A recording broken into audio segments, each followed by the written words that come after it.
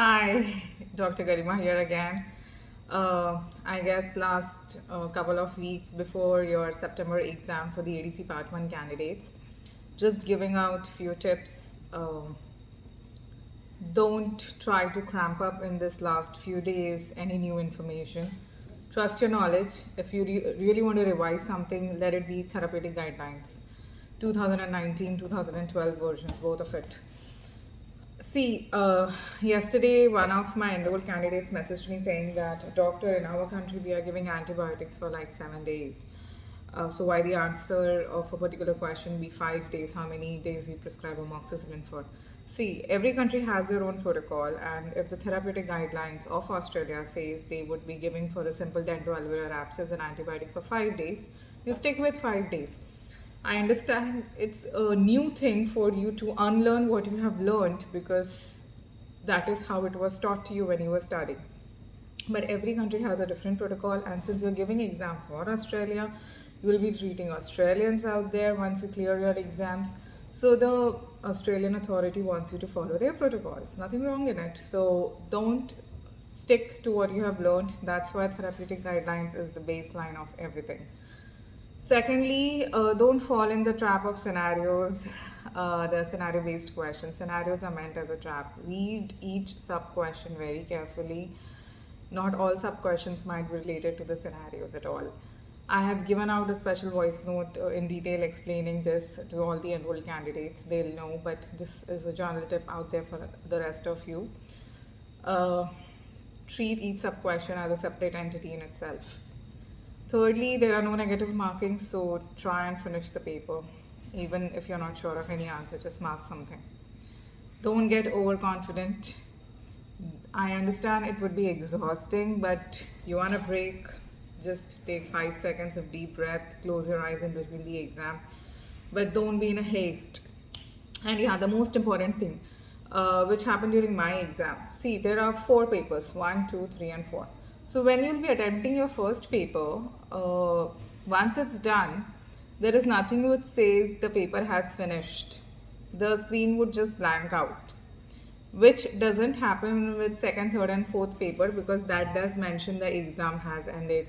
So don't worry. A lot of us, when we had finished our part 1 and that screen did not come, I just thought, what if all the marked answers are gone? What if nothing is saved?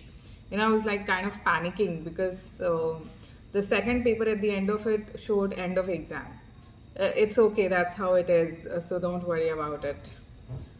So yeah, pretty much just follow your instincts, read the scenarios very carefully, don't be in a haste, read its sub question properly, follow the therapeutic guidelines even though your country guidelines are different, and revise a lot of trauma, endo, pedo, ortho, because these are the major subjects which as a general graduate you are not so thorough with. And Cameron has a different guidelines than what you must have studied in like luxation, avulsion, intrusion, when to perform the RCT, when to take the X-ray, what is more important, the vitality or the examining with the probing, basically depending it's a perio question or an endo question. So you have to analyze the question properly and then you have to mark it. Read more on bisphosphonate, definitely there would be a question on it. And in ethics, always remember, never accuse your colleague, never instigate a patient. Follow the hierarchy which I have explained in one of my other videos, how to go about it regarding conduct. Memorize the referral and referral duties, the transferring duties, and whose responsibility it would be if the patient is referred or handovered. There are different things in it. And read the infection control guidelines, like revise that. Questions would be coming on it 100%. Okay, so that's much pretty about it. Best of luck for your exam. Let me know how it went, and what I would suggest is if on the first day of your exam, the part 1 and the part 2 paper, once you are done with it, and if there was any particular question you could not understand, leave in comment below this video. I'll try to answer it so that it becomes helpful for you in the paper 3 and paper 4 instead of you goofing it again. Because after you finish your paper 1 and paper 2, you'd be like reaching the center around 7 o'clock in the morning. 8 to 10 would be one paper, 11 to 1 would be the another paper. By the time you're back home, it would be like 2 or 2 o'clock in the afternoon, and you'd be exhausted because it is so mentally exhausting. So just relax on that day. Don't read anything new. Just relax, take a good night's sleep, and then attempt your paper 3 and paper 4.